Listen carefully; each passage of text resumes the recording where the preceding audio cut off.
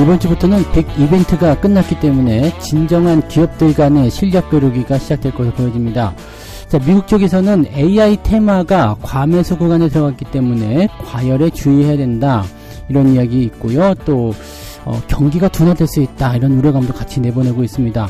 하지만 나스닥 지수는 여전히 사상 최고가를 이어가는 모습이고요. 다우지수는 하락세로 전환이 되어 있습니다.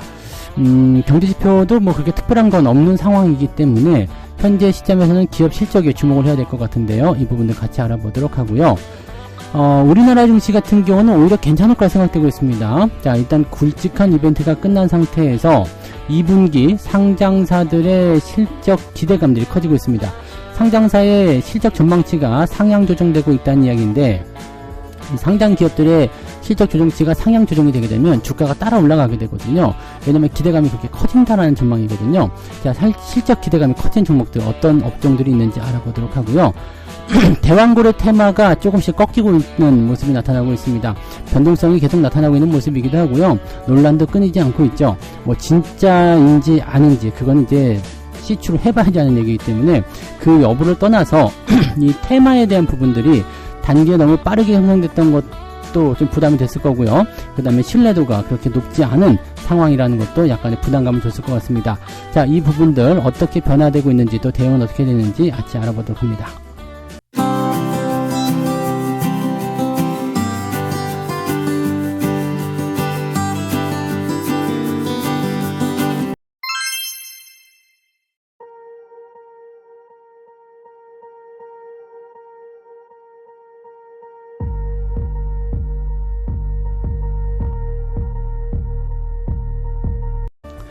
네, 반갑습니다. 오늘은 6월 17일 월요일입니다.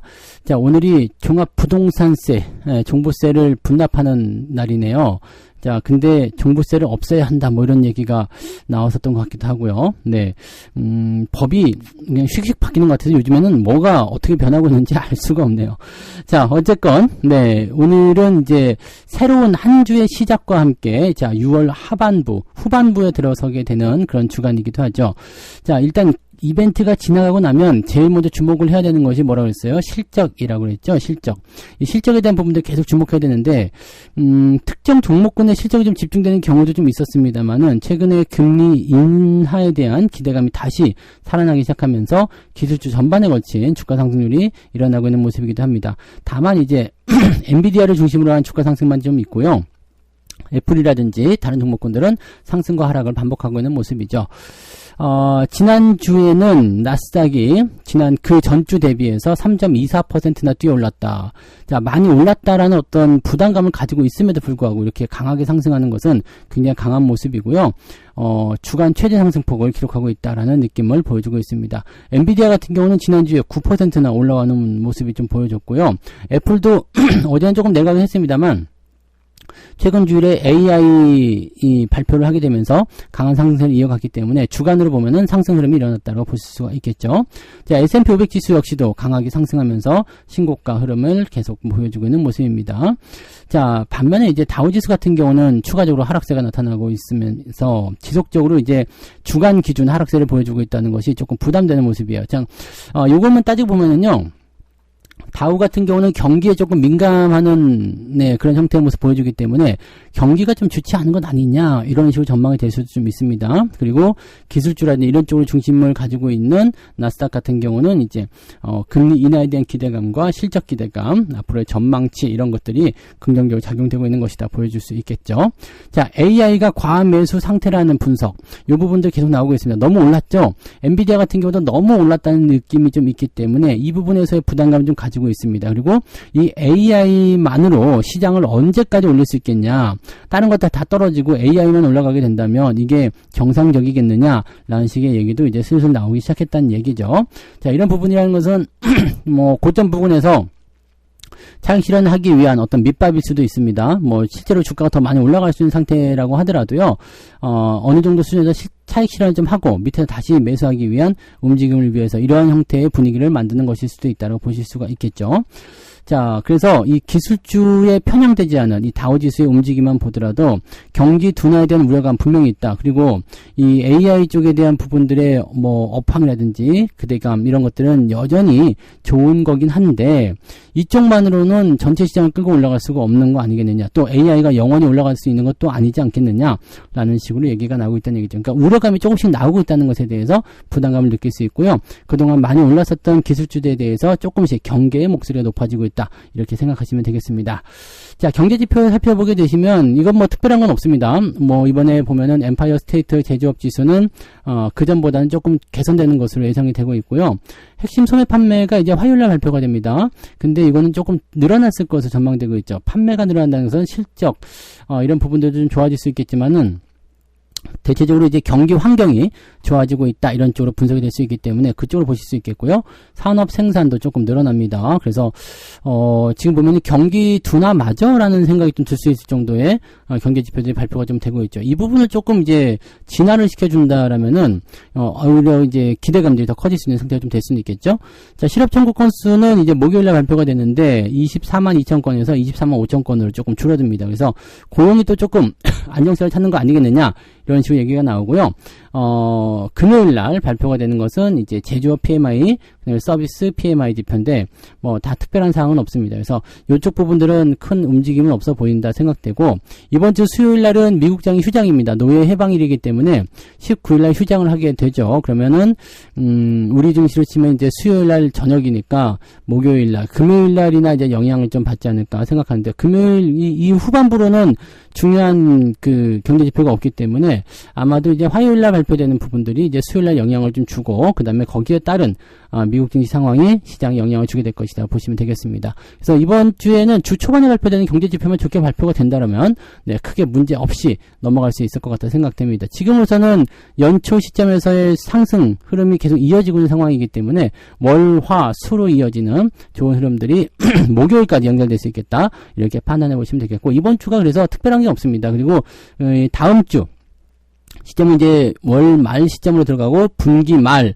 반기, 반년 말이죠. 그래서 이렇게 되기 때문에 대체적으로 이제 지수를 조금 올려놓으려고 하는 움직임이 좀 나타나죠. 그 다음에 7월 초에 발표되는 실적 발표들, 2분기 실적에 주목을 해야 되는 그런 모습이기 때문에 실적주에 더 많이 주목을 해야 된다라는 전망을 가질 수가 있겠습니다.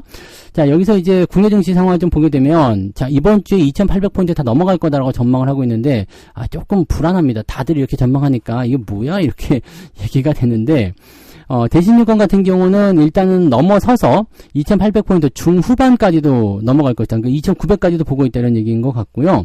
NH투자증권 역시도 코스피 상단은 2,800으로 제시했다. 지금 2,800이라는 수치가 다시 나오기 시작했습니다.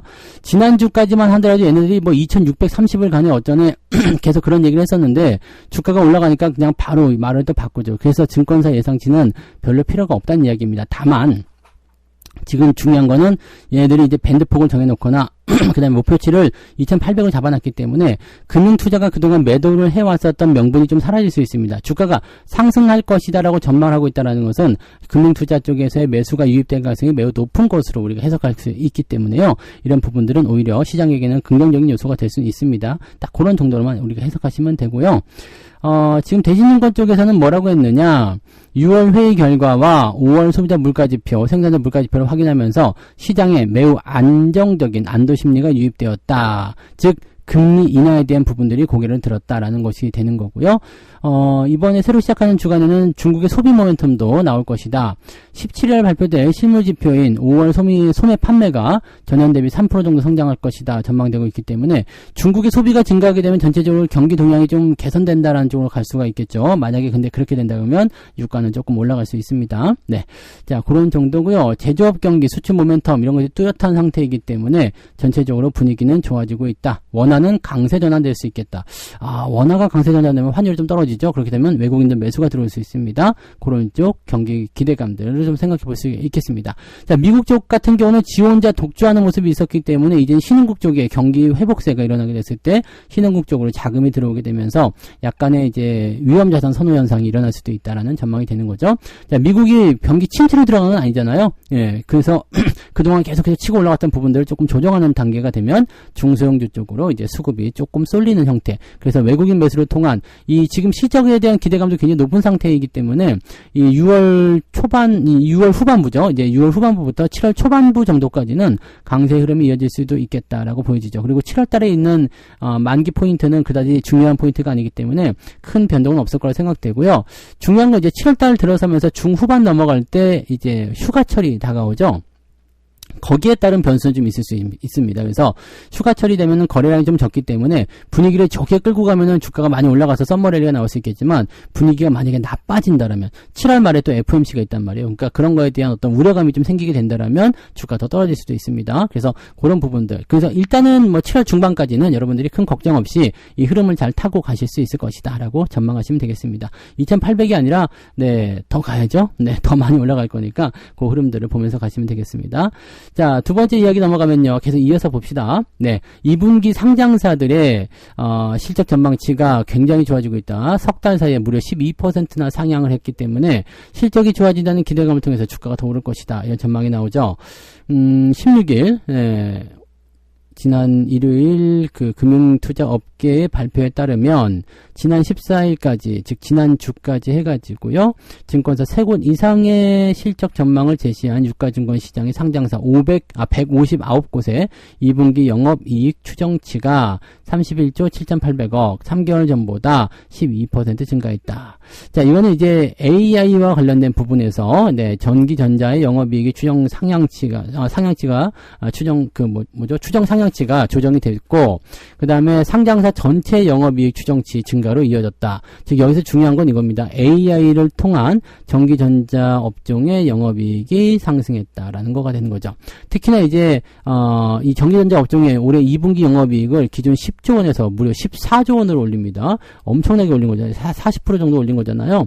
이 정도인데 지금 보면 SK 하이닉스 2분기 영업이익 추정치가 3개월 전보다 무려 93% 넘게 증가했다. 실적 발표 나면은 주가 또 올라갈 수도 있습니다. 그래서 이런 부분이 있고요. 증권업종에서는 삼성증권, 미래에셋증권, NH투자증권, 키움증권에 대한 기대치가 높아졌고, 즉 증권사들도 주가가 올라가게 되면 주식에 대한 어떤 거래량이 많아지기 때문에 실적 전망치가 높아지게 됩니다. 그래서 이런 부분들. 일단은 중요한 거는 기업들의 영업이익치가 증가하고 있는데 거기에 핵심은 누구다? AI 쪽이 잡고 있다. 이렇게 생각하시면 될 것 같네요. 이쪽은 뭐 내년도까지는 일단 시장 전망치가 계속 좋아질 겁니다. 계속 증가할 거기 때문에 지난 분기 어닝 서프라이즈, 이번 분기도 어닝 서프라이즈, 3분기는요 어닝 서프라이즈, 4분기는요 어닝 서프라이즈. 그래서 1년치 2024년도는 어닝 서프라이즈. 이렇게 보시면 되고, 근데 내년이 또 더 좋아요. 그래서 그런 쪽으로 일단 봐주시면 되죠. 실적 좋은 것들을 계속 일단 기대감을 가지고서 주가가 너무 과하게 올라가지만 않으면 긍정적으로 계속 보셔도 괜찮습니다.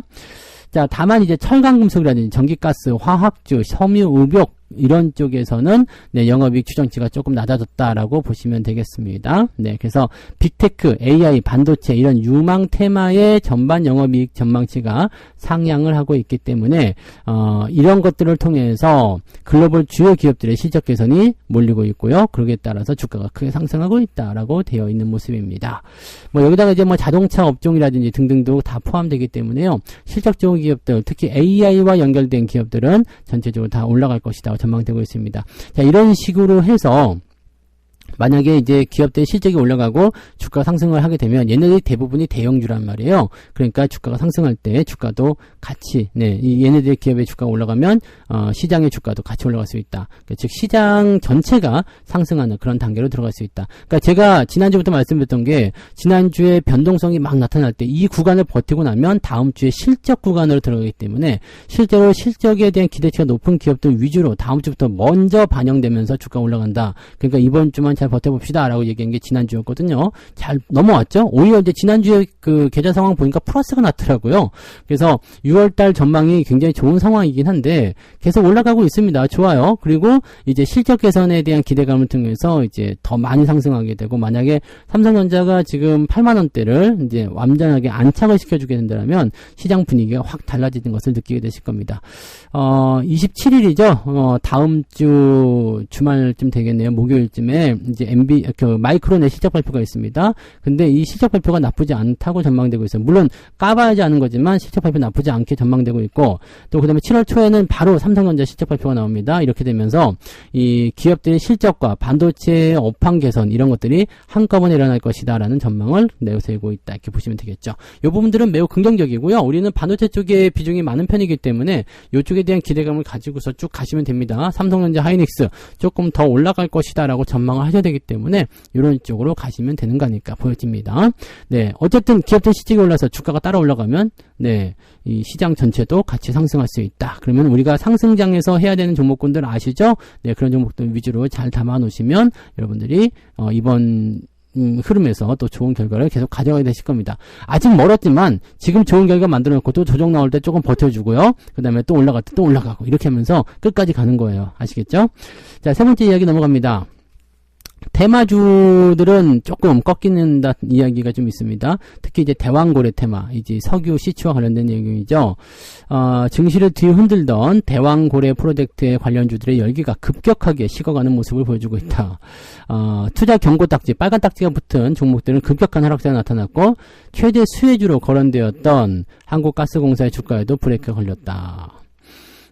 투자 경고 종목은 동양철강과 화성밸브였는데, 얘네들이 지금 보면 동양철강 같은 경우는 악재가 있었기 때문에 좀 떨어진 모습이 더 있었겠지만 지난주에 약 31% 하락했고요. 화성밸브도 14% 정도 하락을 했습니다. 추가적으로 떨어질 수 있다라는 전망이 있기 때문에 부담감이 좀 더 나올 수가 있을 것 같아요. 그래서 물론 이제 발표가 나왔었던 이 석유 시추에 대한 이야기 나오기 전에 696원에 불과했던 동양철강의 주가가 1527원까지 올라갔다. 그 다음에 화성밸브도 5,100원에서 9,800원까지 올라갔다. 이 정도면 단계에 짭짤하게 다 해먹은 것 같은 느낌적인 느낌이 좀 있네요. 네, 아무튼 이렇게까지 올라갔었기 때문에 여기에 대한 부분들이 만약에 이제 뭐 이거는 물론 가봐야지 하는 얘기긴 합니다만은 시간을 두고 네, 살펴봐야 될 것 같긴 합니다만, 단기적으로 올라온 부분들이 시간이라는 변수를 만나게 되면 늘어지는 수가 있어요. 그래서 주가가 좀 떨어지거나 에이 뭐야 계속 올라가는 거 아니었어? 이렇게 되면 실망 매물이 좀 나올 수가 있죠. 그런 부분들 참고하시고, 주가가 이제 급등세를 보이니까 이제 거래소에서 이 경고딱지를 붙였었잖아요. 그러면서 이제 주가 떨어지는 모습이 좀 있었고, 한국가스공사 같은 경우는 임원진들이 좀 팔았다는 얘기가 있었죠. 그래서 지난 14일 같은 경우는 장중 고점 대비 9% 넘는 되밀림이 나타났다. 그래서 변동성이 커졌다는 얘기입니다. 자, 주가가 어느 정도 올라온 상태에서 변동성이 커진다, 또는 주가가 어느 정도 내려간 상태에서 변동성이 커진다, 이거는 변곡의 신호를 나타내는 경우가 많거든요. 왜냐하면 상승 쪽으로 또는 하락 쪽으로 원래 가고자 하는 추세 쪽으로 쭉 달리게 되면 변동성이 크지가 않습니다. 많이 나타나더라도 뭐 1, 2%대 변동으로 끝내죠. 그래서 그 방향을 유지하려는 움직임으로 계속 가거든요. 즉 하락한 종목도 그렇고 상승한 종목도 그렇습니다. 근데 이게 영원하지 않고요. 어느 시점에 오게 되면 급등락을 하게 됩니다. 뭐 10% 올랐다가 갑자기 떨어지기도 하고요. 또는 10% 내렸다가 다시 올라가기도 하고 뭐 이런 식의 느낌이 나타나거든요. 이렇게 되면 이제 변곡점의 형태, 변곡점 시점으로 들어간다고 보여집니다. 이 변동성이 이렇게 커지는 시점이 되게 되면 지금까지 움직임과는 반대의 포지션이 나타날 가능성이 굉장히 높아요. 즉 올라가던 종목의 변동성이 커지게 되면 하락할 가능성이 높고요. 하락하던 종목이 변동성이 커지면 올라갈 확률이 높습니다. 이 부분들은 이제 약간 기본적인 거고, 물론 100% 맞는 건 아니죠. 시장은 자기들 마음대로 움직이는 거니까 100% 맞을 수는 없겠지만 이러한 어떤 통상적인 분위기가 형성될 수가 있다는 것을 우리가 참고하셔야 됩니다. 그래서 차익 매물은 언제든지 나올 수 있는 상황이기 때문에 주의를 필요로 한다라고 얘기가 되어 있죠. 자, 그 외에 테마주 같은 경우 이제 DK락 같은 경우도 주가가 하락했고요. 넥스틸도 주가가 하락을 했습니다. 석유 시추 과정에서 수혜를 받을 종목도 분명히 있긴 하겠죠. 그렇지만 투자자들 사이에서 이제 이 대왕고래 테마주로 거론이 되는 종목이 수혜를 받게 될지는 불투명한 상황이다. 자, 수혜를 받는 종목이 분명히 있을 수 있습니다. 네, 하지만 지금처럼 이렇게 우리나라 기업들, 근데 그때 석유 시출할 때 우리나라 기업들 사용하지 않겠다는 얘기를 그때 대통령실에서 했단 말이에요. 그러니까 요거를 생각해 보면은 너무 이 김칫국 마시고 헛물 키는 거 아니냐라는 걱정도 조금 있어요. 그러니까 이런 것들도 조금 생각해 볼 필요가 있겠죠. 어쨌건 지금은 많이 내려왔다면 또다시 이제 저가 매수가 유입될 가능성도 높아서 또 다른 변동성이 나타날 수 있겠습니다만, 이 석유 시추와 관련된 부분들, 불확실성을 안고 들어가는 것은 투자하지 않는 것이 조금 더 유리할 수 있을 것이다라고 저는 생각이 듭니다. 그래서 이런 부분들 같이 체크해 주시면 좋을 것 같습니다. 자, 오늘 이렇게 해서 세 가지 이야기 전달해 드렸고요. AI 테마 과열주의보가 있기 때문에 약간은 조심해서 진행해야 된다. 다만 이제 미국 쪽의 시장이 이렇게 조금 주춤거리는 상황이 벌어지게 되면 다른 국가에도 당연히 안 좋은 영향이 있을 수 있겠습니다만 있습니다만 이거는 단순하게 많이 올랐기 때문에 떨어지는 것이라고 한다면 투자자들이 겁을 먹는 것이 아니라 이 자금을 다른 쪽으로 돌릴 수가 있습니다. 그래서 신흥국 쪽에 어떤 기대감이 좀 커졌을 때는 긍정적인 상황을 만들어낼 수도 있습니다. 그래서 이번 주에는 2800 돌파 불가능하지 않을 수도 있을 것 같아 보여져요. 네, 상장사들의 2분기 실적 기대감이 커지고 있기 때문에 본격적인 실적 장세에 들어가는 지금 현재 시점에서는 더욱더 긍정적인 모습이 나타날 수가 있습니다. 그래서 실적에 대한 기대감을 가지고 그대로 한번 진행해 보시면 좋을 것 같아 보입니다. 실적 좋아지는 기업들은 다 알고 계시죠? 네, 그 기업들 잘 들고 가시고 단기적으로 떨어지더라도 너무 큰 어떤 두려움이나 이런 것들 가지실 필요 없고요. 자, 실적 시즌 통과하면서 분명히 어닝 서프라이즈 쪽이 많이 나타나게 되고 기대감을 더 키울 것으로 생각됩니다. 자, 대왕고래 테마는 지금 꺾이고 있다는 얘기가 있죠. 이거는 약간씩 이제 주의가 좀 필요했었던 부분이기도 하고요. 네, 단기적으로 좀 올라가는 형태의 느낌을 보여주긴 했습니다만 그 이후에 다시 급락세로 전환됐다는 것은 매물대가 조금 준비가 되면서 매물이 많이 나왔을 것이다 전망됩니다. 그래도 그럴 것이 이제 단기적으로 이렇게 올라가는 거, 가만히 있다가 올라가는 것들은 아무래도 이제 차익 실현의 욕구가 커지기 마련이잖아요. 그래서 그런 부분들 체크하시면 되겠죠. 책 한 곡 읽고 마무리합니다. 주식 투자를 하다 보면 주가가 많이 하락하여 속상할 때가 있다. 하지만 달리 생각하면 그만큼 주가가 싸졌다는 거 아니겠는가? 이미 하락한 주가를 되돌릴 수는 없으니 싼 주식을 매수하는 것은 어떻겠는가? 네. 이미 하락한 거를 뭐 되돌릴 수가 없잖아요. 너 올라가! 너 뭐 이러는 거야! 라고 얘기할 수가 없는 부분이기 때문에 그렇다면 이 기업이 정말 괜찮은 거라면 쌀 때 사는 건 어떻게 했는가 이 말이죠. 네, 그거 괜찮은 것 같은 느낌인데요. 네, 자 이렇게 해서 오늘 전체적인 이야기 끝내고요. 자 이번 주부터는 기대감을 가지고 조금 출발해 보자고요. 변수는 당연히 존재하겠지만, 네, 뭐 그런 것들은 지나가면서 다 해소가 될 거고 결과적으로는 계좌가 계속 올라가면 되는 거 아니겠습니까? 그죠? 계좌 상승 쪽에 주목하시면서 진행하시고요. 자 조금 이따가 9시부터 우리 방송이 있습니다. 9시 무방에 또 참여하셔서 저와 같이 한 주의 시작을 활기차게 열어보자고요. 자 그러면 조금 이따가 9시 뵙겠습니다. 고맙습니다. 본 방송에서 제공되는 모든 정보는 투자 판단의 참고 자료이며 투자의 최종 책임은 본 방송을 이용하는 본인에게 있습니다.